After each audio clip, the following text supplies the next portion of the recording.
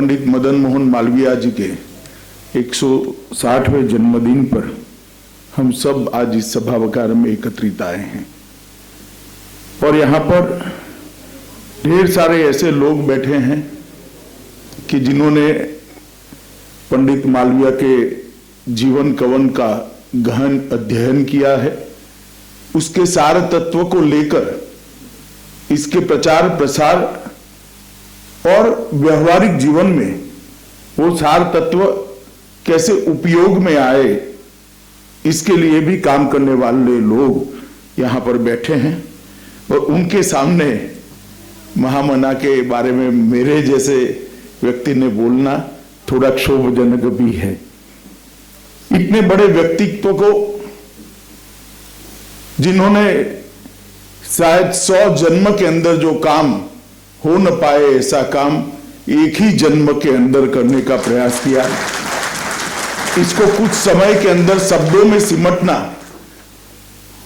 मैं मानता हूं किसी के लिए भी असंभव है और मेरे लिए तो निश्चित ही असंभव है। इसलिए कहीं पर भी किसी को लगे कि महामना के जीवन के साथ, उनकी करतूतों के साथ कुछ अन्याय हुआ है, तो मैं पहले ही आप सभी से क्षमा प्रार्थना करता हूं। मित्रों, पंडित मदन मोहन मालवीय का मेरी स्कूल में हमें पढ़ाने वाले गुरुजी थे। उन्होंने एक अजीब प्रकार की व्याख्या की थी जो मैं जीवन भर भूल नहीं सकता।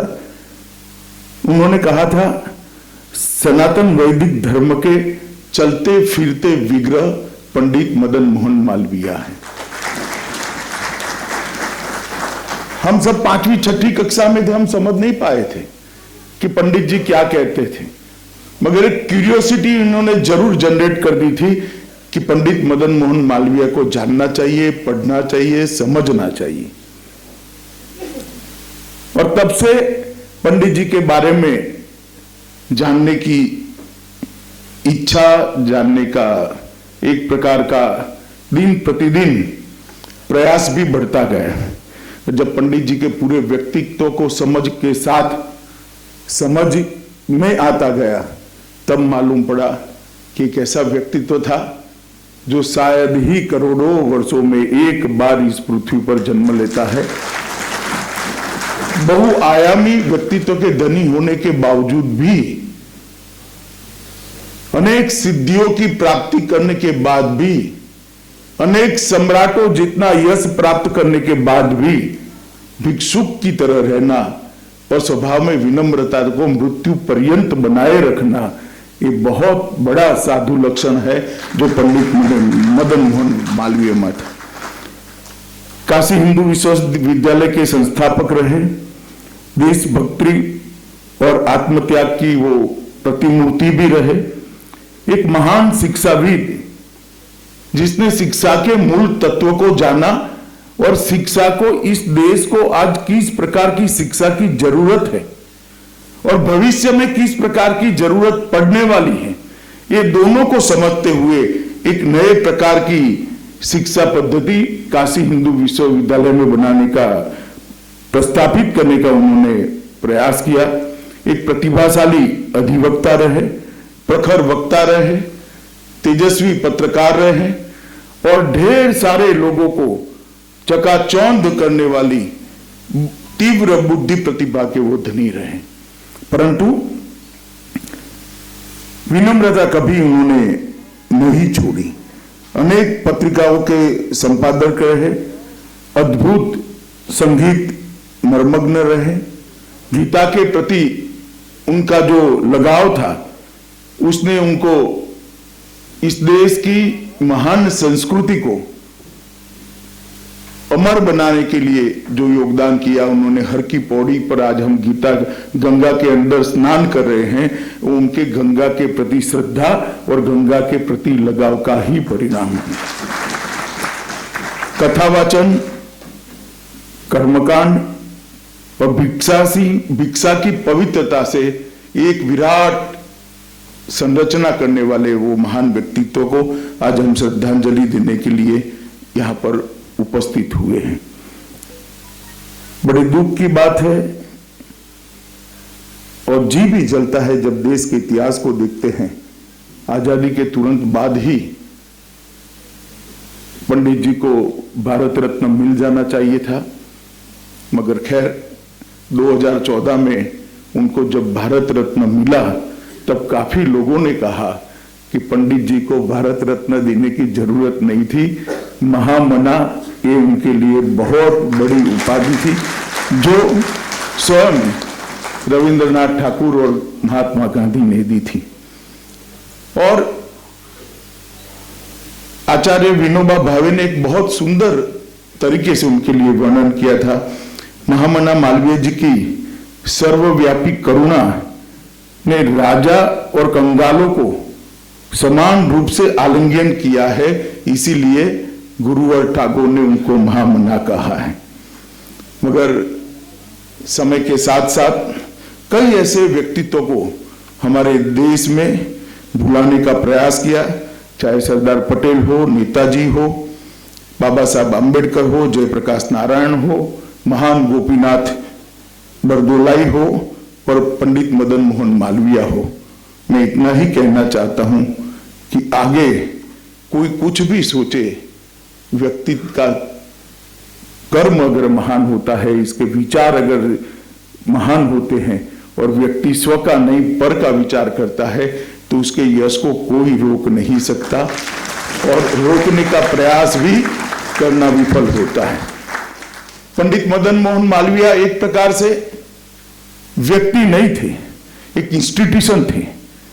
आजादी की लड़ाई उन्होंने सिर्फ राजनेता के तौर पर नहीं लड़ी, पत्रकार के तौर पर भी लड़ी, वकालत के जरिए भी लड़ी। मातृभाषा, भारतीय संस्कृति और भारतीयता का एक साथ उद्घोष करने वाले एकमात्र स्वतंत्रता सेनानी पंडित महामना मालवीय थे। और उस वक्त एक ऐसे इकलौते नेता थे, उनको मालूम था अगर मैं मातृभाषा की बात नहीं करूंगा, अगर मैं भारतीय संस्कृति की बात नहीं करूंगा, अगर मैं भारतीयता की बात नहीं करूंगा तो आने वाले दिनों में इस सभी को कहीं ना कहीं भुलाने का प्रयास होगा।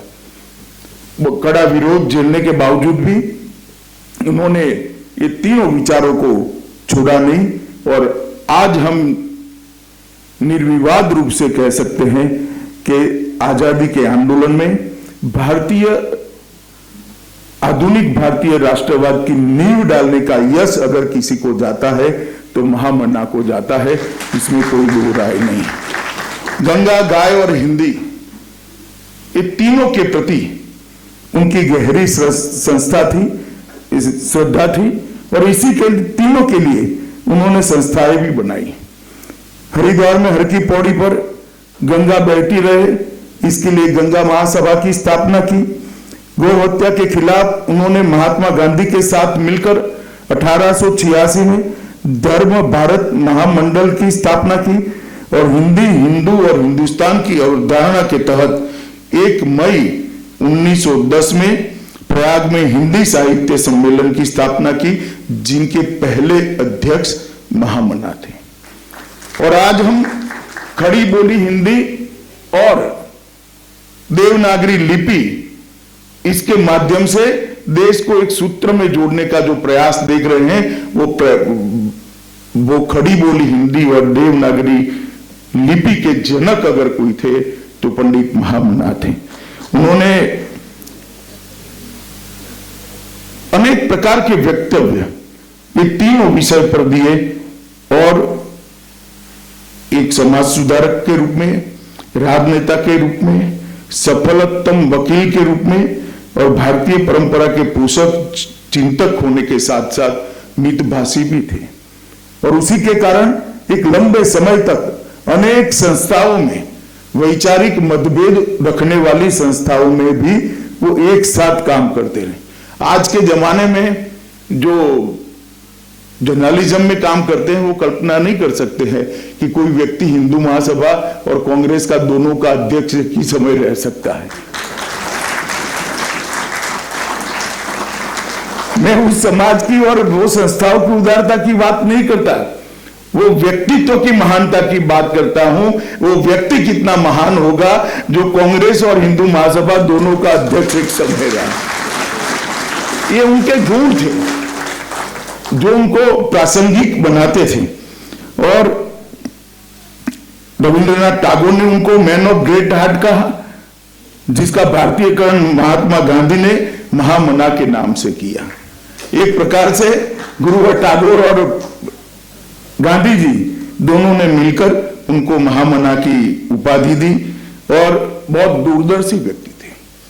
जब अंग्रेजों ने देश के अंदर फूट डालने का प्रयास शुरू किया तब उनको मालूम पड़ गया था कि आज अगर इसको नहीं रोका गया तो आने वाले दिनों में इसमें से विभाजन हो सकता है। 1916 में लखनऊ पैक्ट के तहत मुस्लिमों को अलग मताधिकार देने का जब प्रस्ताव आया तो इसके कड़े से कड़ी आलोचना अगर किसी ने की तो पंडित मदन मोहन मालवीय ने की। असहयोग आंदोलन के साथ तो गांधी जी के साथ रहे, पर जब गांधी जी ने खिलाफत आंदोलन किया तब पंडित जी ने इसका विरोध किया कि खिलाफत आंदोलन इस देश में नहीं हो सकता और खिलाफत आंदोलन आगे वाले दिनों में देश का विभाजन का बीज बोएगा। और ऐसा हुआ भी, और इसी के कारण उनको कांग्रेस से मतभेद भी सहने पड़े, मगर वो अपनी जगह पे बने रहे। मालवीय जी ने आने वाले खतरे को ढंग से भांप लिया था। देश के नवनिर्माण में सिर्फ अंग्रेजों से छुटकारा पाने की जरूरत नहीं थी, अंग्रेजियत से भी छुटकारा पाने की जरूरत थी।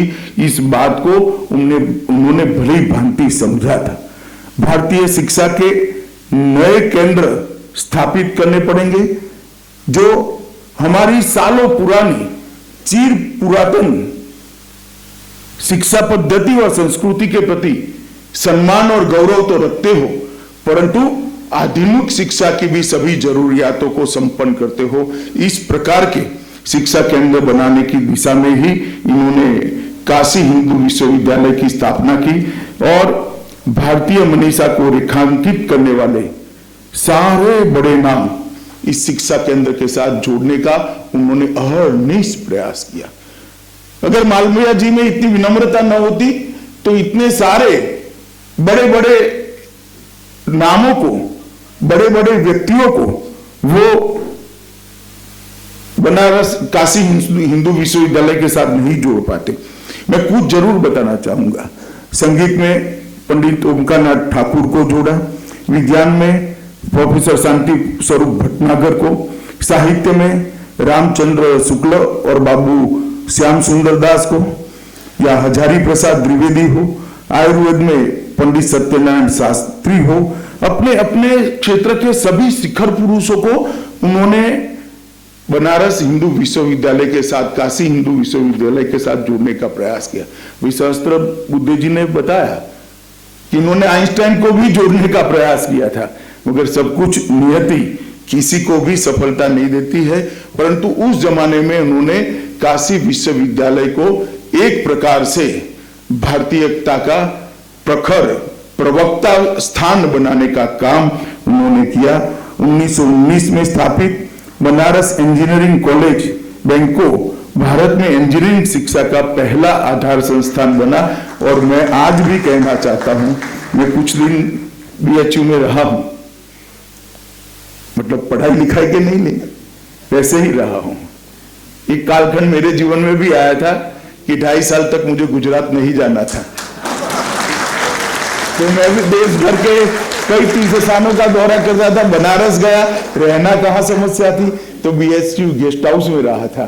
बैंकों को आज भी आप जाकर देखिए। मैं कहता हूं कि सबसे आधुनिक इंजीनियरिंग की शिक्षा अगर आज भी कहीं मिल सकती है तो बनारस हिंदू विश्वविद्यालय में। एक व्यक्ति ने एक ऐसी संस्था बनाई जिनके जाने के बाद भी इतने सालों तक उनके बताए हुए रास्ते पे ही चलती है। इस रास्ते से हटाने के बहुत प्रयास हुए, ऐसा नहीं है कि प्रयास नहीं हुए, बहुत सारे लोगों ने प्रयास किए, परंतु इसका चरित्र ही ऐसा निर्माण हो गया कि प्रयास करने वाले विफल हो गए। वो परंपरा है जस की तस चलती है और आज भी वो उसी प्रकार से गौरव के साथ चलता है। मैं मानता हूं कि आजादी की लड़ाई में शामिल होने से बड़ा देश के लिए महामना का योगदान काशी हिंदू विश्वविद्यालय, हरिद्वार में हर की पौड़ी पर गंगा को लाना, हरिद्वार में हर की पौड़ी पर अगर आज गंगा न होती तो हम अविरल गंगा की कल्पना ही नहीं कर सकते थे। ढेर सारा संघर्ष किया था, अनेक राजों रजवाड़ों को उसके साथ उन्होंने जोड़ा था और अंग्रेजों को झुकाने का काम किया था। और आज हम सब अपनी श्रद्धा का निर्वहन, मां गंगा का प्रति हमारी श्रद्धा की अभिव्यक्ति वही जगह पे जाकर करते हैं जिसको पंडित मदन मोहन मालवीय ने बनाई थी। 1915 में वीर सावरकर और लाला लजपत राय के साथ मिलकर उन्होंने हिंदू महासभा बनाई। गांधी जी से असहमति के बाद 1931 में दूसरे गोलमेज कॉन्फ्रेंस में असहमति होने के बावजूद भी दूसरे गोलमेज कॉन्फ्रेंस में भारतीय प्रतिनिधिमंडल के सदस्य नाते मालवीय जी ने कॉन्फ्रेंस में हिस्सा लिया। ये दोनों व्यक्तित्व को कितने बड़े थे, मतभेद कोई छोटे नहीं थे, मगर जब सवाल देश के हित का था तो दोनों ने मिलकर गोलमेज परिषद के अंदर देश के हितों की रक्षा के लिए नेगोशिएशन करने का तय किया। वो बताता है कि दोनों कितने बड़े मन के लोग थे जो एकत्रित आकर भारत के भविष्य के लिए अंग्रेजों के साथ नेगोशिएशन करने के लिए गए। जिस कांग्रेस के वो 4 बार अध्यक्ष बने और शायद उस जमाने में रिकॉर्ड था क्योंकि अध्यक्ष पद परिवर्तित होता रहता था। मालवीय जी 4 बार बने थे और उन्होंने वहां पर भी भारतीयता लाने का प्रयास किया। कांग्रेस की सभाओं में एक जमाने में क्राउन की समृद्धि के गीत गाए जाते थे, वहां मंगलाचरण की शुरुआत पंडित मदन मोहन मालवीय ने की। वंदे मातरम की शुरुआत पंडित मदन मोहन मालवीय जी ने की। और जब 1909 से 1932 तक वो 4 बार अध्यक्ष चुने गए और जब उनको लगा कि यह बहुत समझौतावादी संस्था बनती जा रही है, तब उन्होंने हिंदू महासभा में भी शामिल हुए और कांग्रेस के अध्यक्ष तो उसके बाद में भी एक बार चले गए। यहां बात हुई कि पंडित जी बहुत बड़े वकील भी थे, वकीलात करते नहीं थे परंतु बहुत बड़े वकील थे। उनकी तर्क शक्ति और उनकी विद्वता दोनों उनको बहुत अच्छा वकील के रूप में प्रस्तावित किया था। जब चौरी चौरा कांड के सभी आरोपियों को ऐसा लगता था कि फांसी हो जाएगी, फांसी सुनाई भी दी, पंडित मदन मोहन मालवीय ने उनका केस लड़ा और सबको फांसी की सजा से बचाने का काम किया था। तब उसी न्यायालय में ही न्यायाधीश ने पोडियम पर खड़े होकर मालवीय जी का अभिवादन किया था, इनकी विद्वता का सम्मान किया था। ऐसी घटनाएं बहुत रेयर केस में बनती हैं। पंडित मदन मोहन जी हिंदी, अंग्रेजी, संस्कृत तीनों भाषाओं के ज्ञाता थे। धारा, प्रवाह, भाषण तीनों भाषाओं में दे सकते थे। उन्होंने मकरंद उपनाम से कविताएं भी लिखी थी और खूब छपी भी थी। उनकी कथनी और करनी में कभी भी अंतर नहीं रहा। विनम्र भाव के साथ जो बोलते थे वो ही करने का वो प्रयास करते थे। विश्वविद्यालय की स्थापना के लिए भिक्षाटन का जब ऐलान किया तब सबसे पहला चंदा कुंदन देवी जी के गहने बेचकर अपने घर से उन्होंने शुरुआत करी थी। बाद में पूरे भारतवर्ष में चंदा उगाने के लिए गए थे। बीएचयू की जमीन काशी के महाराजा से लेने की बात हो या हैदराबाद के निजाम के पास से चंदा निकलवाने की बात हो, ये घटनाएं सभी लोग जानते हैं।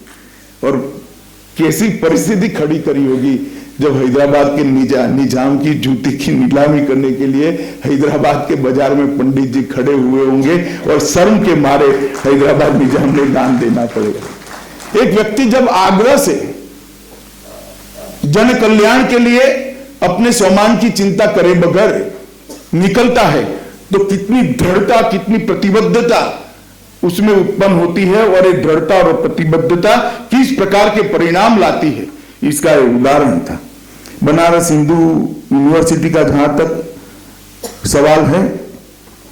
मैं अभी भी मानता हूं कि उनकी जीवन की सभी उपलब्धियों में सबसे बड़ी कोई उपलब्धि थी तो बनारस हिंदू विश्वविद्यालय, काशी हिंदू विश्वविद्यालय की स्थापना, क्योंकि उन्होंने काशी हिंदू विश्वविद्यालय की स्थापना के साथ ही सदियों तक एक विचार को, एक तत्व को एक नए प्राण देने का काम किया। स्वधर्म, स्वभाषा, भारतीय संस्कृति और स्वराज, ये चारों चीजों को शिक्षा के साथ कुछ बोले बगैर बुनना और आधुनिक से आधुनिक शिक्षा से युक्त युवाओं को बाहर निकालकर देश के पुनः निर्माण के अंदर लगाना, ये उद्देश्य अपने आप में इतने अंतर्विरोध रखता था कि इसको जमीन पर उतारना, ये कल्पना को व्यवहारिकता में लाना बहुत बड़ा कठिन था।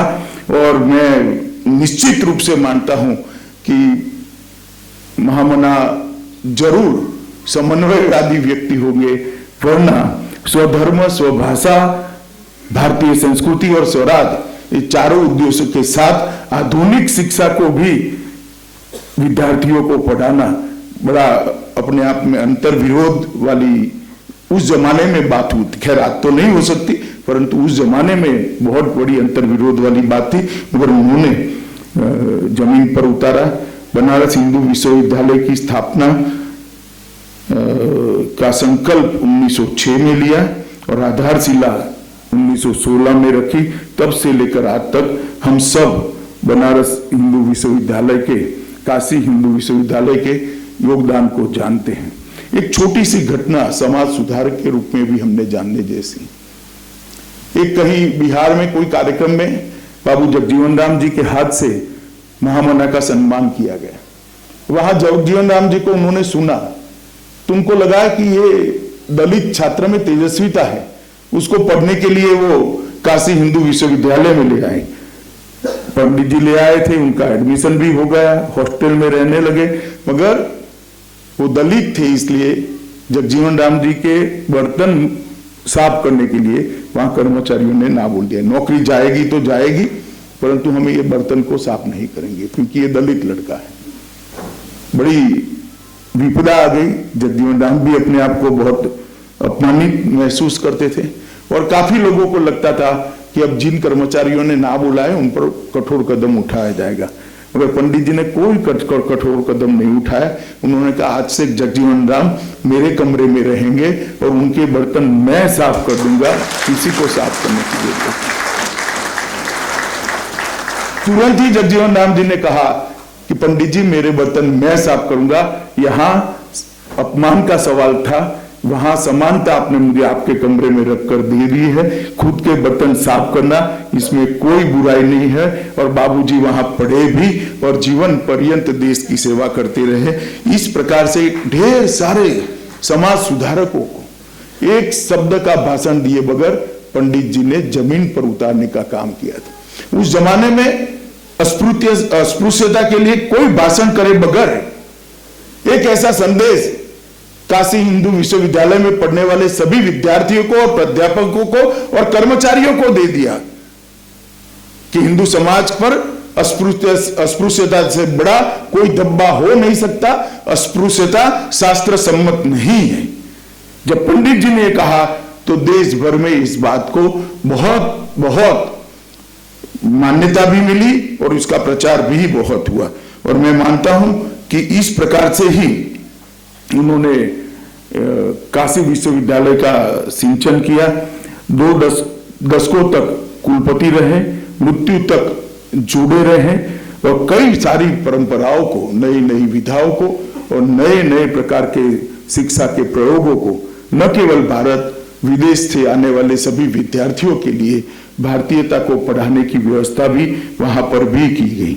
और मैं मानता हूं मित्रों कि आज जो नई शिक्षा नीति आई है, कोई भी शिक्षाविद अगर इसका अध्ययन करेगा तो मालूम पड़ जाएगा कि पंडित मालवीय के विचारों को ये शिक्षा नीति, नई शिक्षा नीति आगे बढ़ाने वाली है। नई शिक्षा नीति के अंदर मालवीय जी के द्वारा शुरू की राष्ट्रीय शिक्षा, शिक्षा का भारतीकरण और हमारी भाषा में शिक्षा, ये तीनों विषय पर बल दिया गया है।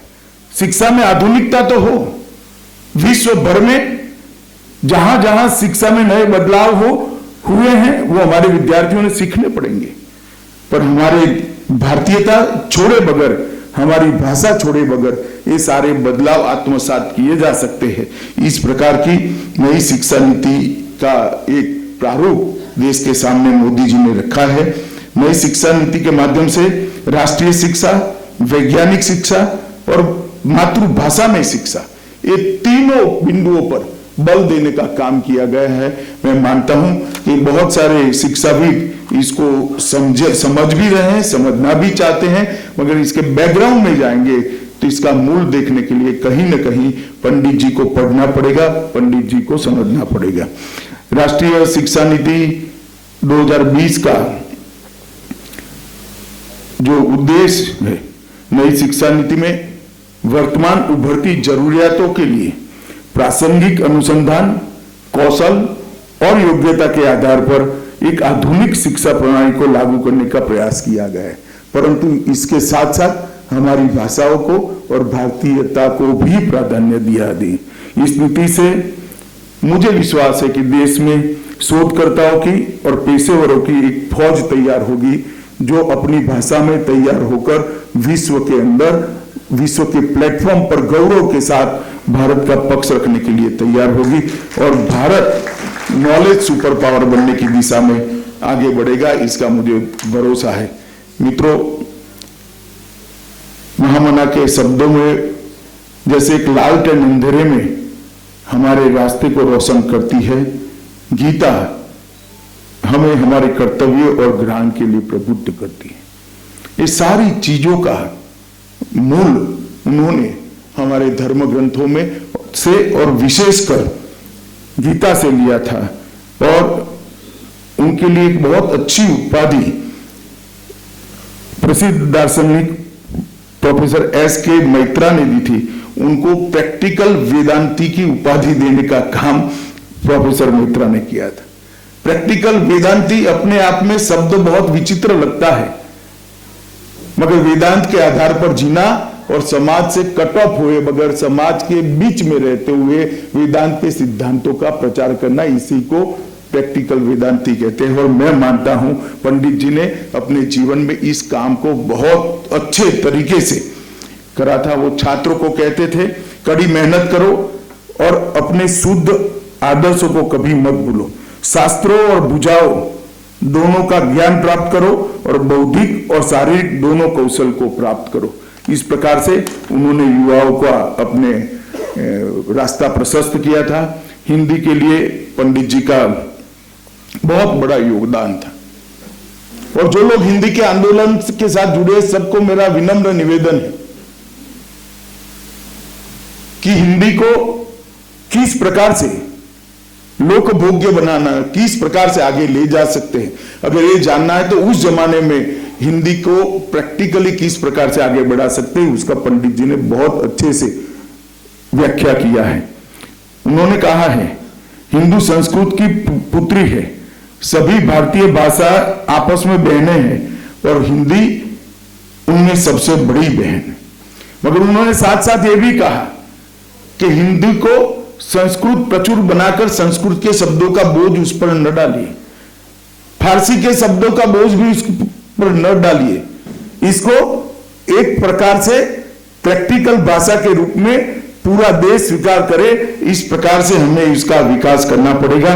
और उन्होंने, मैं कोट एंड कोट में कहता हूं, उसे मतलब हिंदी को फारसी अरबी के बड़े बड़े शब्दों से लादना जैसे बुरा है, वैसे ही अकारण संस्कृत शब्दों से गूंथना भी अच्छा नहीं है। हिंदी को अपने तरीके से फलने फूलने देना चाहिए। अगर ये बात को हम समझते हैं तो मैं मानता हूं आने वाले दिनों में हिंदी का जो आंदोलन है वो मजबूती के साथ आगे चलेगा। स्वदेशी के लिए भी उन्होंने अपने विचार बहुत अच्छे तरीके से सरल भाषा में रखे। मैं इसको रिपीट करना नहीं चाहता, परंतु आज इस सभागार में जो भाई बहन यहां पर उपस्थित है, मैं सभी को एक बात कहना चाहता हूं कि आजादी का अमृत महोत्सव, हमारी आजादी को 75 साल हो गए। कई लोग कहते हैं पहले किसी ने ये नहीं किया, किसी ने वो नहीं किया, ये करते तो आज यहां होते, वो करते तो। जिसने जो किया या ना कि नहीं किया, हमारे पास तो समय है। हमारा पूरा जीवन अभी जाना बाकी। हम क्या कर सकते हैं? आजादी के अमृत महोत्सव के समय हमने ये संकल्प करना है कि आजादी की शताब्दी जब मनाई जाएगी तब भारत कहां खड़ा होगा। और ये 25 साल जो है, ये 25 साल आजादी का अमृतकाल है। देश के प्रधानमंत्री जी ने देश की जनता का आह्वान किया है, नरेंद्र मोदी जी ने देश की जनता का आह्वान किया है कि 25 साल को आजादी का अमृतकाल मानकर हर 130 करोड़ की हमारी आबादी, हर भारतीय एक लक्ष्य तय करे कि 25 साल के बाद जब देश की शताब्दी मनाई जाएगी, देश कहां खड़ा होगा। और मैं मानता हूं कि सभागार में जो लोग हैं वो सबको मैं इतना ही कहना चाहता हूं कि पंडित मदन मोहन मालवीय की कल्पना का भारत बनाने के लिए हम सब ने जीवन में कोई ना कोई छोटा एक लक्ष्य निश्चित कर इस सभागार से यहां से जाना चाहिए। अगर ये हम करते हैं तो इतने बड़े विचारक का, इतने बड़े कर्मयोगी का, इतने बड़े ज्ञानी का और इतने बड़े देशभक्त व्यक्ति के जीवन का देश को जिस प्रकार से फायदा होना चाहिए वो हम कराने में सक्षम होंगे। पंडित जी के विचारों का भारत बनाने के लिए हमने क्या करना है, इसकी व्याख्या मैं करना नहीं चाहता। मैं अंत में एक ही बात कहना चाहता हूं। हनुमान प्रसाद पोद्दार ने एक बहुत बड़ा वाक्य कहा था। वे जानते थे, मतलब पंडित जी जानते थे, सनातन धर्म और हिंदू जाति की रक्षा और समृद्धि से ही विश्व में मानवता की रक्षा हो सकती है। काशी हिंदू विश्वविद्यालय की स्थापना स्वधर्म, भारतीय संस्कृति, भारतीय भाषाओं और आधुनिक शिक्षा का मेल मिलाप करने के लिए थी। मगर भारतीय संस्कृति की रक्षा, भारतीय संस्कृति को एक नया आयाम देना, वो इसलिए नहीं था कि वो हमारी अपनी है, वो इसलिए था कि भारतीय संस्कृति में और हमारे मूल चिंतन के अंदर ही विश्व की सभी समस्याओं का समाधान पड़ा है। तो विश्व कल्याण के लिए भी भारतीय संस्कृति को आगे ले जाना है। और उसी दृष्टि से उन्होंने काशी हिंदू विश्वविद्यालय की स्थापना करी थी। मैं मानता हूं कि बीच में बहुत सारे प्रयास हुए हैं पंडित जी को बुलाने के। अब पंडित जी को भारत रत्न भी दिया है और पंडित जी के विचारों को एक व्यापक स्वीकृति जनमानस में मिलती हुई मैं तो कम से कम देख रहा हूं। मुझे आशा है कि उनकी कल्पना का भारत बनाने के लिए हम सब पुरुषार्थ करेंगे और हम सब संकल्पबद्ध होंगे। मुझे यहाँ बुलाकर पंडित जी के जीवन पर 2 बातें करने का अवसर दिया। उनके विचार के तत्वों पर बात करने का ना मेरी क्षमता है, ना समय है, ना करना चाहता था, परंतु उनके जीवन पर बात करने का मुझे जो थोड़ा मौका दिया, इसलिए मैं संस्था का बहुत बहुत धन्यवाद कर मेरी बात को समाप्त करता हूं। वंदे मातरम।